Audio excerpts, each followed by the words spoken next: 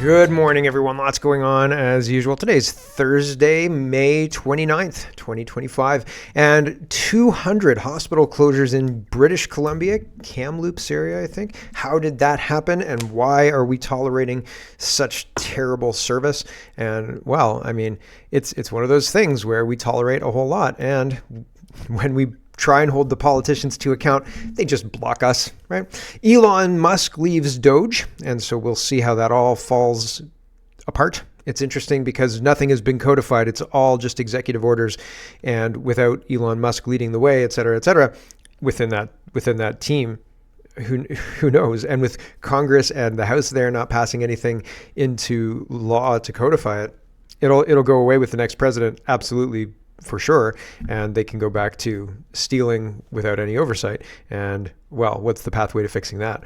And I mean, realistically, it looks like Donald Trump is in a situation where he's even if he is the best intentioned and wants to get everything done, it doesn't seem like the people he's put in place, Bondi, Kash Patel, et cetera, are able to do what he wants in the timeline that he has. And I said already that he seems to be running out of time to do what he wants to get done just because of judicial roadmap or blockades and things like that. And we're seeing more evidence of that. It seems like a full-blown judicial coup is happening in the United States.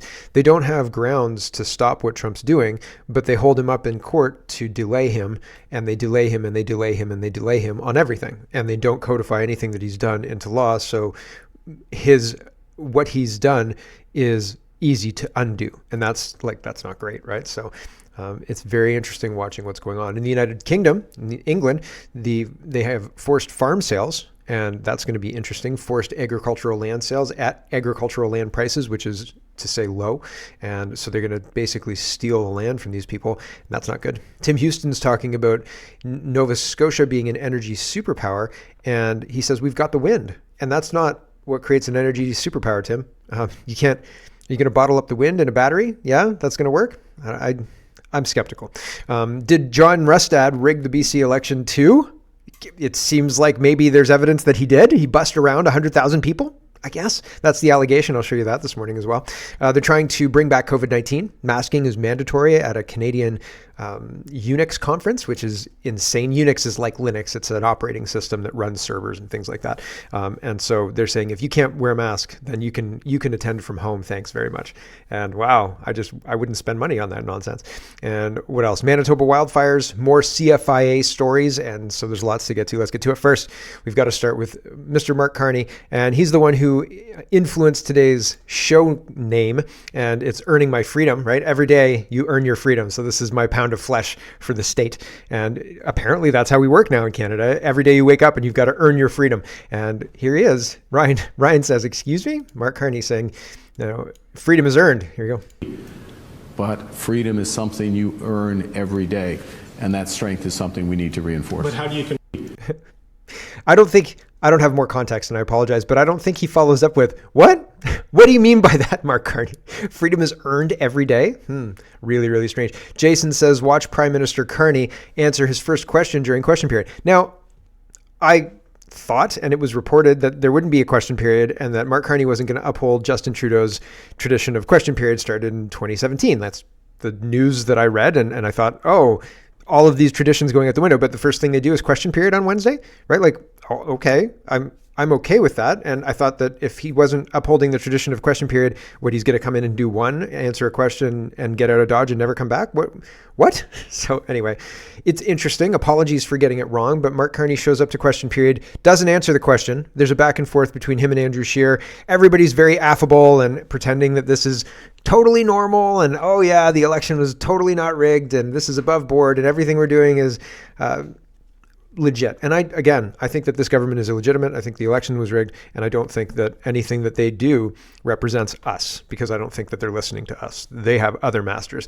Here is the first question Mark Carney took in question period. And he does the same thing Trudeau always does, which is not answer the question. Here we go. And question period is kind of like that. You have an indication of what the questions are going to be before question period, you have aides working on the talking points you want to hit. That's why they have pieces of paper in their hand, and they have answers that have already been written out, and they read those answers out. So sometimes when somebody asks a question and they read out an answer, it's because of the question and the way they've worded the question. Maybe the question and the answer don't really match. And some of that is answer the question you want to answer. And some of that is it's pre-written and just read what we've written for you, right? And so the House Leader will have these pre-written answers and they'll read the appropriate one or the most appropriate one. Anyway, here's the back and forth. Oh, it's been one day since too fast speed. I would like to welcome the Prime Minister to his first official question period. This is where democracy lives, and this is where we provide rigorous scrutiny on every word he says and every dollar he spends on behalf of Canadians. Now, let's talk about those words and dollars. During the election campaign, it was elbows up as he put retaliatory tariffs on the U.S. Then secretly, he dropped those tariffs to effectively zero.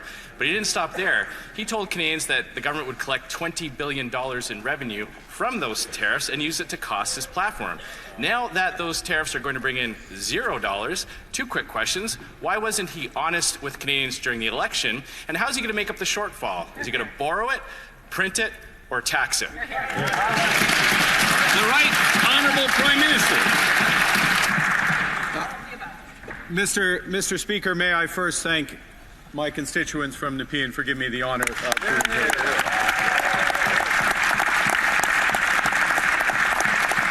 and could you also indulge me to say how great it is to see you in the Speaker's chair, and I trust that you're operating under the period of grace that will not be accorded to me. Appropriately, as the Leader of the Opposition just said. Mr. Speaker, our tariffs have maximum impact on the United States, minimum impact on Canada, and we are dedicating all the revenues from those tariffs to supporting the workers and businesses affected by the unjustified American actions. Hear, hear. They go back and forth and so on and so forth, but that's it. And Carney, Scheer was saying, this tariffs that you dropped in the middle of the campaign isn't going to yield $20 billion. How do you intend to fill that budget hole? And he said that the tariffs are minimal impact on Canada, maximum impact on the United States, so on and so forth. And he didn't answer the question, right? You see, so answering the question you want to answer and also just saying your talking point that you plan to say in response to these type of questions. That's how it works. Unfortunately, I wish it weren't so, but that's how it works. Stephanie Kuzi says fiscal restraint and Liberals like oil and water. Not even 24 hours into the Parliament's first sitting since the election, the Liberals have already tabled an 8.4% spending increase from last year alone. Mark Carney promised fiscal restraint, but he's already mirroring the out-of-control spending of his predecessor, Justin Trudeau. Yeah, so a 10% increase, 8.4% increase, effectively a 10% increase. That's crazy town. And this was actually supposed to follow that, but we've got a little detour here to go through. Mr. Poilievre is responding to Mark Carney's the whole beginning of this parliament, and Mark says Pierre Poilievre says we need to scrap every anti-energy bill immediately to unleash Canada's resources. Here's the problem: Mark Carney won't touch a single one. Not Bill 69, Bill C-69, not the cap, nothing. He's not here to build; he's here to block. So they're not going to repeal the legislature. They're not going to repeal these bills. They're going to try and amend these bills to make it so you can build pipelines with these bills in place, a 2-year timeline rather than a 5-year timeline. And the 5-year timeline is BS because we've had the law for something like 10 years now, and not quite 10 years, but we haven't had any pipelines built in 10 years. So there's no will to actually build pipelines. Here is Pierre Poilievre. It's only 38 seconds. Here we go. If Mr. Carney really wants to get things done, he's certainly not in a hurry to do it. These things are going to take a long time, even if he acts immediately. And he's talking about waiting till fall before any legislation will be passed. And he's only going in half measures. So I'll give you an example. The most direct path for a pipeline to Tidewater is to Northwest BC, but there's a tanker ban in the law. So nobody is going to start planning to build a pipeline west as long as that ban is in place. So he's got to get rid of that ban, or else we will not have a pipeline to the west coast. So where is he going to send it then? Is he going to send it up to the Arctic, to Hudson's Bay, through Quebec to New Brunswick? Well, he won't say. Yesterday, he didn't mention oil, gas, or pipelines once. Look, if you want to get things built, you need to pass very tangible changes. Very simple. You have to get rid of the industrial carbon tax, the energy cap, the West Coast shipping ban, C-69. That is how we're going to get things built. We need to unlock our incredible resources so that our trades workers get $200,000 a year jobs that will make them all better off. That's what we... $200,000 a year, the new $50,000 a year. I remember when people would look at a job that was in the $40,000-$50,000, and that was like high paying. Most people were making $30,000, you know, like the 90s, right? And even then, people were making $20,000 in the 90s. So and that's yearly, right? So when I was a kid in the 90s, my minimum wage was $6.15 an hour, and if you were over 18, it was $6.40 an hour. I don't know why. I was like, oh, okay, so you can pay me less hourly? I said, why? Like, I don't understand. I don't understand that rationale. Here is, so the inflation has happened quite rapidly, very, very fast, right? You need a lot more money now to have a high paying job.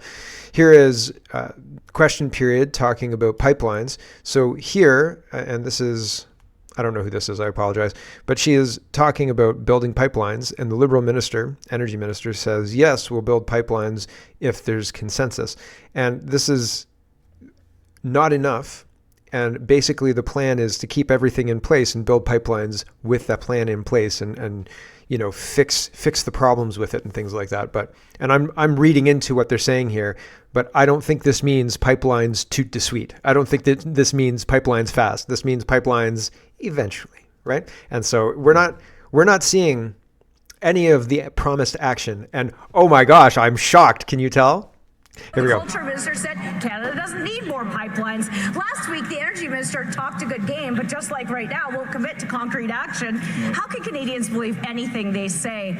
Will they repeal Bill C-69? Yes or no? Yeah! The Honourable Minister of Energy and Natural Resources.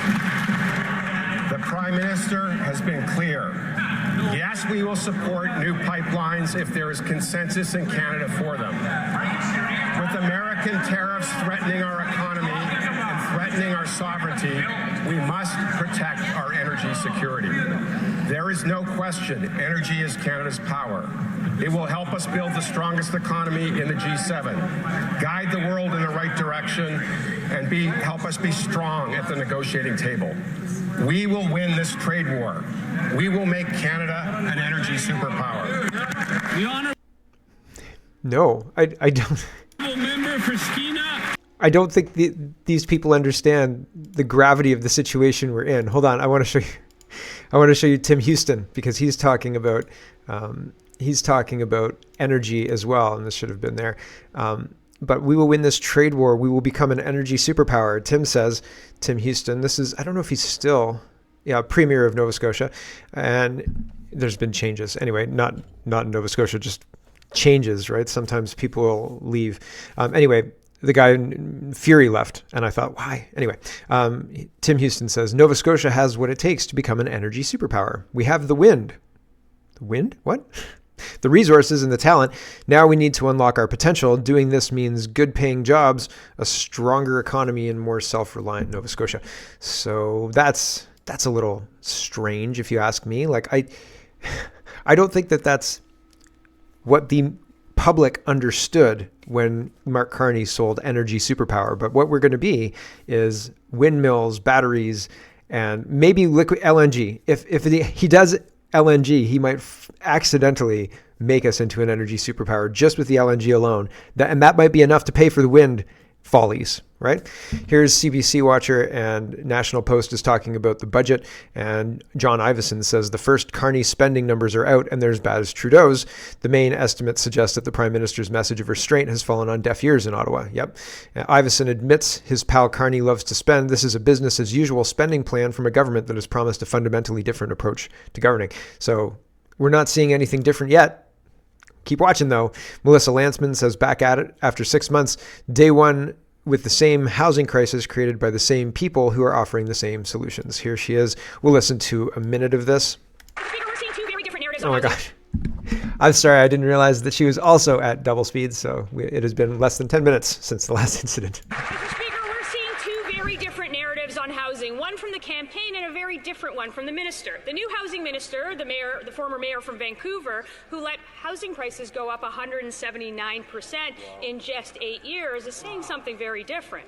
The minister answered a resounding no when he was asked if home prices should come down from their record highs.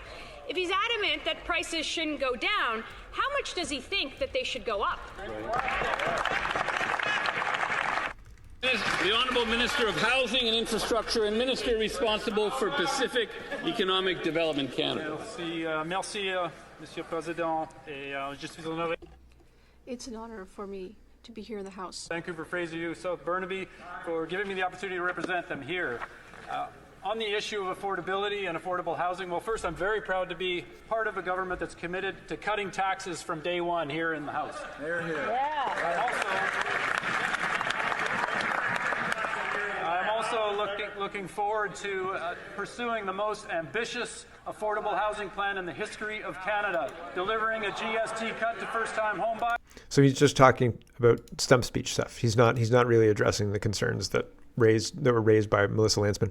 Philip says, there it is. Mark Carney has no intention to pass legislation removing interprovincial trade barriers by Canada today, despite stating over and over again on the campaign trail that this was his goal. Canadians were promised change, but this is straight from the old Liberal playbook. So Mackenzie Gray says, when I asked the PMO about this, they confirmed that their intention is only to introduce, not pass legislation by Canada Day, and they noted that the LPC platform only promised to bring forward legislation by July 1st. Ah, right.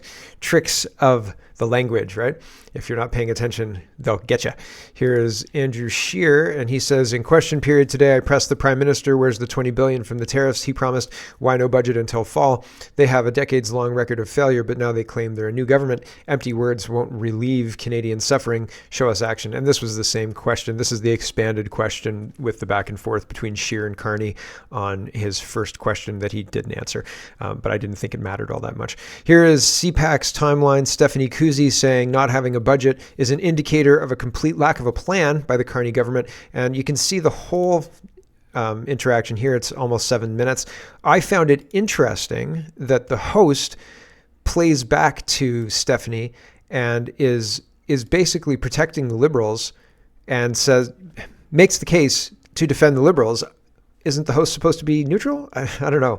It seems a little suspect to me. Everybody is on the Liberal payroll. Here we go. This delay.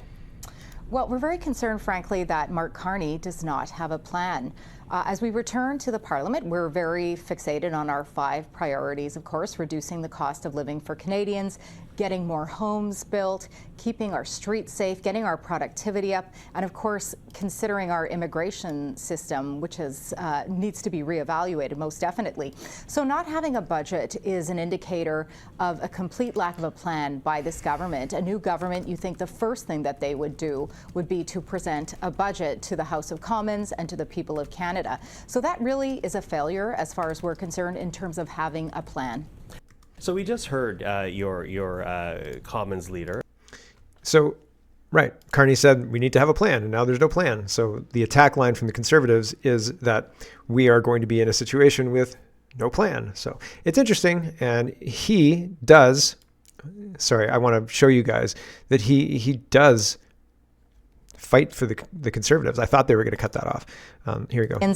Getting more homes built, right, for keeping the Liberals, our streets safe, getting our productivity up, and of course, considering our immigration system, which needs to be reevaluated, most definitely. So not having a budget is an indicator of a complete lack of a plan by this government. A new government, you think the first thing that they would do would be to present a budget to the House of Commons and to the people of Canada. So that really is a failure as far as we're concerned in terms of having a plan. Although, we did see a plan in the throne speech read by the King yesterday, and that is what the Prime Minister points to. He points to the promises he made through the campaign, because in many ways they are a reflection of each other. Why are those priorities that do include a tax cut, the dropping of internal trade barriers, why is that not enough, considering we only really have a month before the House rises for the because it's not a budget. Summer. Michael, it seems to continue to be a series of platitudes. We did not hear a single thing about pipelines or oil and gas, which are very important for my people, the region that I come from. As well, he has often provided targets, but no specific concrete ideas as to how he's going to achieve these targets. So, for example, as Shadow Minister for the Treasury Board, I take note when he says that he is going to reduce the operational budget by have it be no greater than 2% compared to the 9% we've seen recently, but they haven't laid out a concrete step-by-step plan as to how they're going to do that. So what I really wanted to show you there was that the news guy was making the Liberal case and saying her argument was we need a budget and no budget is no plan. And he says, why isn't the King's speech thing he laid out yesterday good enough? And I think the obvious answer is it's not a budget. Obviously.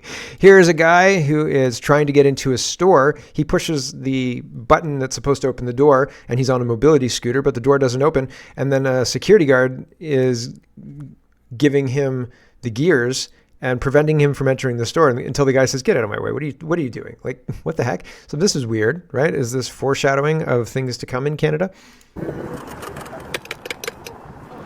I'm trying to press the fucking button. Did you see that?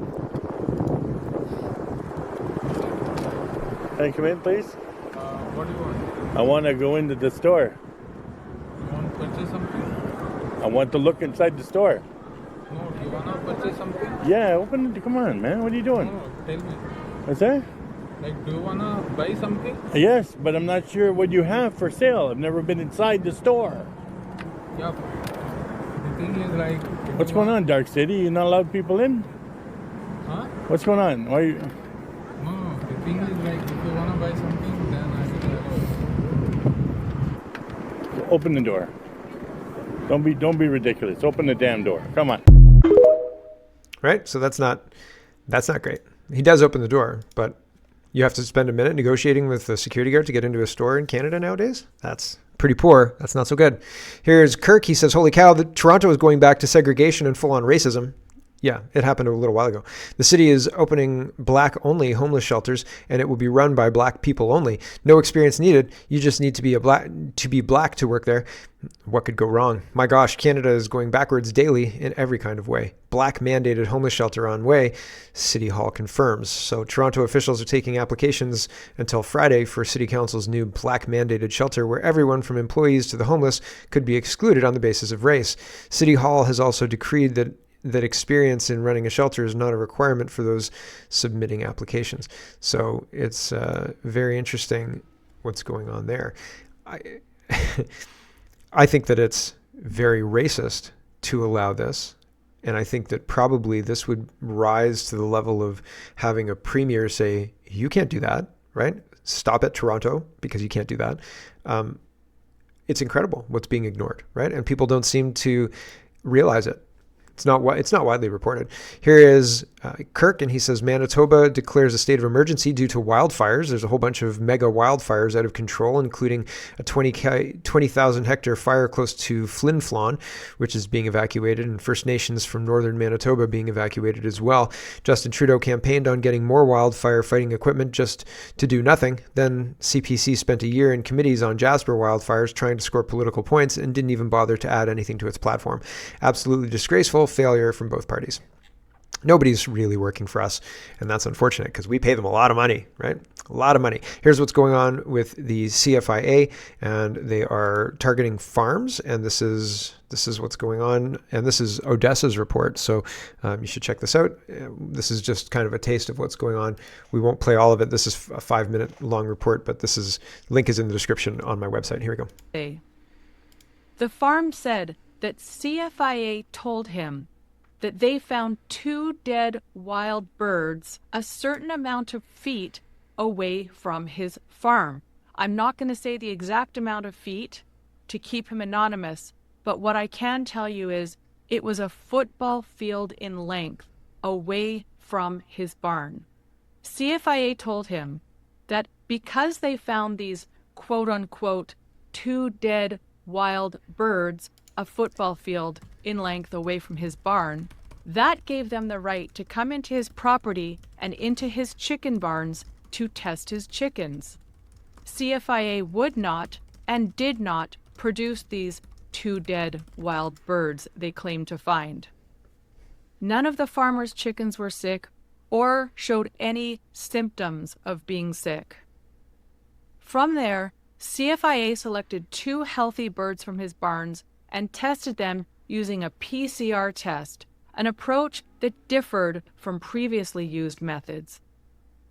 They later claimed that the tests conducted at the blank laboratory came back positive. I've had to remove the name of the laboratory so as not to identify him. But let me tell you that I wish I could say the name of this laboratory and the CFIA office in charge of this, because it is very coincidental to me that they are also infamous for something else. That's all I can say. Well, I don't want to say what I've inferred, but it's, I don't know, very, very concerning. And I mean, the circumstances surrounding that are very unique too, right? Taking a bird that is close to the farm and using that as a prerequisite or a cover to come in and test other birds in the farm, and then using PCR tests. We are being, even if you don't comply, they're going to force people, they're going to take your business if you don't comply. You know what I mean? So this is just very, very frightening, I have to be honest with you. CTV Montreal says Quebec legislature votes unanimously to cut all ties with the monarchy. So not surprising. And coming from Quebec, Canada is not at all what it used to be. So cutting ties with the monarchy would be formalizing something that's already happened long ago, right? Like, I don't think that there are a lot of people who view Canada as an outgrowth of England. And so it's one of those things have changed, right? There are a lot of people who do like the monarchy and they do like the system that we have, et cetera. But there are a lot of people who think we should be a republic, be in charge of ourselves and not have the king or his figurehead be a part of our government, et cetera. It's really, it's quite a conversation. But it is quite interesting to see the evolution of all of this. And I mean, Quebec has never really, like the monarchy either, right? So it's not surprising coming from them.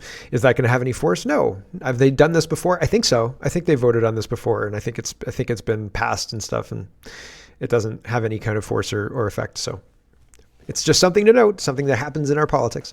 Let's talk about BC, and CTV News Vancouver says unprecedented nearly 200 ER closures in 2 BC health regions this year. So that's pretty crazy. A little bit more. You can read the whole article there if you're interested. And that's unacceptable, right? Like, we pay a lot of money for, if you compare how much of our tax dollars yearly go to healthcare, and then you look at the best, like, platinum plans you can get in the United States, you can get a much better deal in the United States, paying much less if all of your income was untaxed or more of your income was untaxed, right? It's very, very interesting, really. And so having 200 ERs closed down in BC, it's bad in Ontario as well, especially rural. And the reason they may be doing it is to drive people into cities, because that's where you get healthcare. But then when you go to get healthcare, I mean, sometimes they do things like put you on ventilators when you don't need to be on a ventilator, and then put you on other drugs that maybe don't help you, right? So very, very interesting stuff going on. Here's Billboard Chris, and he's talking about BC, but he's talking about BC elections, and John Rustad is being accused of rigging the election. Billboard Chris says huge political scandal unfolding in British Columbia. John Rustad and the BC Conservative Party paid $100,000 for the votes of 100 South Asian men who they bussed and ferried in to rig the party's annual general, like the AGM. So crazy. I'll just play a minute of this. This is a 15-minute presser. Here we go. We are here today to report credible evidence indicating that John Rustad and his senior staff may have committed election fraud during the Conservative Party of BC's AGM this last March. I believe that John Rustad and his senior staff rigged the party's own election. It was this belief and his unprincipled expulsion of my colleague, Dallas Brody, that compelled me to leave the party. The purpose of this press conference is to share some of this evidence with the public and call upon the Conservative Party of BC to do the right thing and undertake an independent third-party audit of the party's AGM election processes. Shortly after the party's AGM on March 1st, a senior member of John Rustad's executive team made the following confessions to me. This individual stated that over 100 South Asian men were sent by bus and ferry by the party for the specific purpose of voting for John's slate of directors and a new constitution. I was advised that the Conservative Party of BC paid approximately $100,000 to get these individuals to and from the AGM and on other measures to rig this election. The assertions include that John Rustad and all other senior staff were aware and complicit of this. Heavy coercion was used by John's senior staff to the point that this individual's career was thought to be at stake without cooperation. Yeah, well, interesting. It'll be interesting to see how this story develops. I have no idea, but it'll be interesting to see what happens next, right? And maybe that's why, like, it makes a little bit more sense now why John Rustad conceded that election, because he was also engaging in election fraud too, right? So he doesn't want to look at too closely. What do you mean 100 South Asian men? I don't know what you're talking about. Weird, right? Very strange. Here's something happening in Cork. This has to do with the invasion ongoing. And where are we? 31 minutes? We should kill the stream soon. So we'll be killing the stream soon. This is happening in Cork, Ireland. And it says a site being developed to house illegal migrants has been destroyed. Machinery worth hundreds of thousands of dollars has been damaged. And so this is interesting. And stuff like this happens when the usual way that we solve problems fails. When you go to somebody and say, I have a problem, the people that you're bringing in are violent and they're raping people and hurting people and we don't like it. And they say, that's quite racist of you. All of a sudden you go, oh, okay, you're not going to help us. And then this happens. Okay, this is the natural next step. And the government knows it and they want to use it to blame the local population for being intolerant or violent or anything like that. Like, see, we told you these racist people need to be dealt with. And then they'll increase the laws to crack down on anybody who engages in this stuff. They're even cracking down on speech, saying, like, passing laws saying, like, if somebody engages in hate, these are bylaws in Guelph, I think, for council. If somebody engages in hate, you can block their comments and block them from commenting on your stuff and blah, blah, blah, blah, blah. And what's hate? Right? These people are cracked and they're using the apparatus of the state to enshrine their power and silence their critics. And that's wrong. And they know it's wrong and they do it anyway. Here's what's going on in Ireland.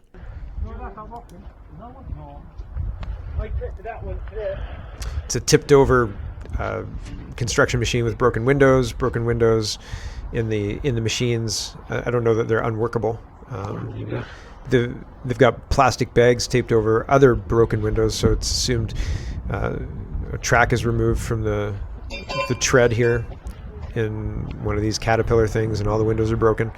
So yeah, people are not happy. But this is what happens when you ignore your citizens and flood their country with illegals. That's what happens. Here's Table Salt, and she says, major breaking, Quebec passes the, quote, newcomer integration bill, 84, amends human rights code by recognizing the Quebec national integration model, which is distinct from Canadian multiculturalism. So we don't have multiculturalism in Quebec. We have the Quebec integration model. And so very interesting break there. If you can do that as a province, that's the fastest way to fix the problem. You take over the province and then cut off the feds and say, we're our own nation, actually, and we're not paying taxes to you because we think you're China. So here's Daniel. He says, Ontario saw the largest increase in delinquency rates as per Equifax. Toronto up 24%. Ottawa up 22%. Delinquency rates are people who are not paying their debts back, right? So people who are defaulting on their mortgage, defaulting on credit card, defaulting on loan debts, defaulting on whatever it is. And if you have a loan that's secured, then you have an asset that they can take to offset their losses. But if you have an unsecured loan, then you don't have an asset, and this is just money that is gone, right? So it'll be very interesting. Delinquency in Canada is going up, and that's not surprising because our economy is in the shitter. it's not so good. Here's Cosmin. He says, what a sight to behold. Chinese billionaire Ruby Liu celebrates in Mandarin as she picks apart the carcass of Hudson's Bay, HBC, Canada's oldest company. Canada is cooked, my friends. So here's a Chinese billionaire taking up her Hudson Bay acquisition. So.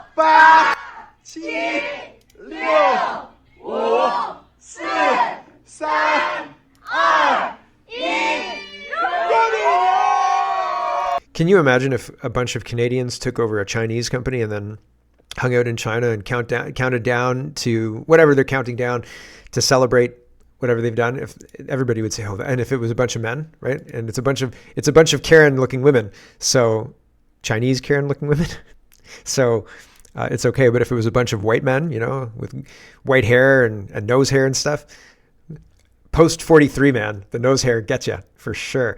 But if there was a video out there of men counting down or counting up the money they're making on this Chinese company they just acquired, people would say, oh, that's so gauche, right? And Canadians are supposed to just accept it, right? This is demoralization, my friends. Here is the last story for the free stream today. And Mark Nixon says $75.31 for 4 strip loin steaks at Costco. That's $43.99 per kilogram for beef. 4 years ago, that was half the price. But hey, at least 5 million Canadians have taxpayer-funded dental care. Yeah, nope. It's we are in a bad way in Canada these days. Man, there's lots more show to go. So we'll kill the stream now. And thanks for watching, everybody. And we'll catch you tomorrow. And for everybody else, hello, everyone. Thanks very much for watching. This is just a short version of a longer show. If you'd like to get the whole show, you can go over to CanadaPoly.com and sign up for a subscription. Just look in the drop-down tab for Shop and Donate and look for subscriptions, and you'll get immediate access to the full show. Love to see you. Thanks for watching, everybody. Have a wonderful